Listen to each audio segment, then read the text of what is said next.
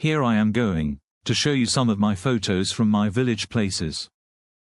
This village is locating very far from the main city. We have very beautiful village places and village garden.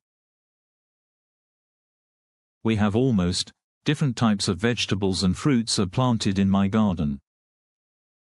Mango, banana, papaya, pineapple, etc. We have watering every day in garden. We never use any chemicals in our garden full of green.